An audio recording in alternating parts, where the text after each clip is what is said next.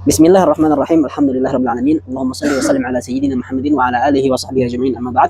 Lanjutkan pelajaran pengantar belajar ilmu nahwu karya Ustaz Hasan bin Muhammad Baharun. Sekarang kita sudah masuk pembahasan ataf. Sebelum kita membaca buku ini, kita akan menjelaskan secara global apa itu pembahasan ataf.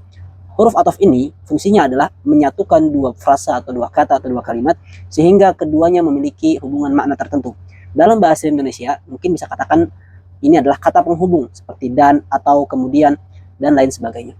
Nah, di dalam bahasa Arab kita harus mengetahui harokat terakhir dari huruf di suatu kalimat dalam bahasa Arab. Nah, maka fungsinya pelajaran ataf atau yang menggabungkan dua kalimat dalam satu hukum ini agar kita mengetahui apa harokat terakhir dari isim atau dari fiil yang diatofkan atau yang dihubungkan dengan kalimat yang lain. Nah, itulah fungsi belajar ataf. Contohnya kalau kita ingin mengatakan telah datang Muhammad dan Zaid, maka bahasa Arabnya telah datang ja'a Muhammad wa Zaid. Muhammad baca Muhammadun karena menjadi fa'il seperti yang sudah kita pelajari. Ja'a Muhammadun wa Zaidun wa Zaid. Nah, kita bertanyakan harokat dal ini apa?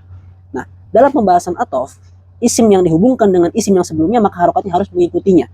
Dalam contoh ini Muhammadun harokatnya dhammah. Kemudian kita menghubungkan Zaid dengan Muhammad di dalam makna datang.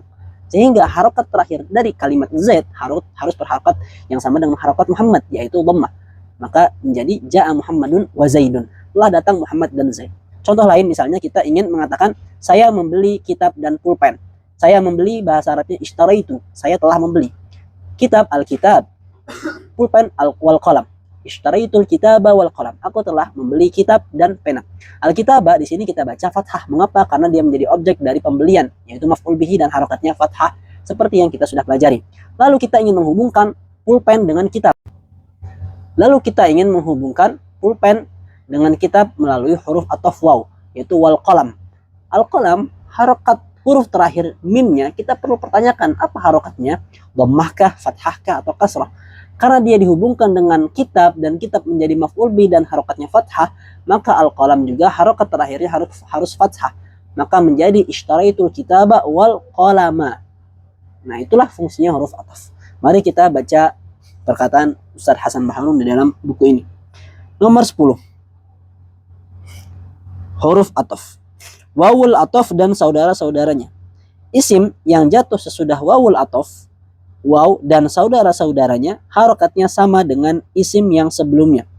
Seperti contoh pertama, yahmilul waladu al-kitaba wal qalama wad daftara. Yahmilu, anak itu sedang membawa. Yahmilul waladu, anak itu sedang membawa. Membawa apa? Al-kitaba, kitab, wal qalama dan pulpen, wad daftara dan buku tulis. Contoh kedua, kathural awladu fil maidani wal madrasati wal masjid. Banyak anak-anak, kathrul auladu, banyak anak-anak, fil maidani, di lapangan, wal madrasati, dan di sekolah, wal masjidi, dan di masjid. No, contoh ketiga, ja'a Muhammadun, telah datang Muhammad, summa aliyun, kemudian Ali, summa salihun, kemudian saleh. Nah, dalam contoh ini dan kita padukan dengan penjelasan kita sebelumnya, kita mengetahui bahwasanya fungsi pelajaran ataf ini untuk mengetahui harokat terakhir yang jatuh setelah kata penghubung. Dalam contoh pertama tadi kata penghubungnya waw. Contoh ketiga kata penghubungnya summa. Nah, maka kita bisa praktekkan dalam contoh misalnya. Saya menulis pelajaran dan menulis informasi. Pelajaran bahasa Arabnya dars, informasi bahasa Arabnya khobar. Saya menulis bahasa Arabnya katabtu. Katabtu dars wal khobar. Kira-kira harakatnya apa? Ya, silakan jawab di kolom komentar. Wallahu a'lam shawab. Subhanakallahumma bihamdika asyhadu an la ilaha illa anta astaghfiruka wa atubu ilaik.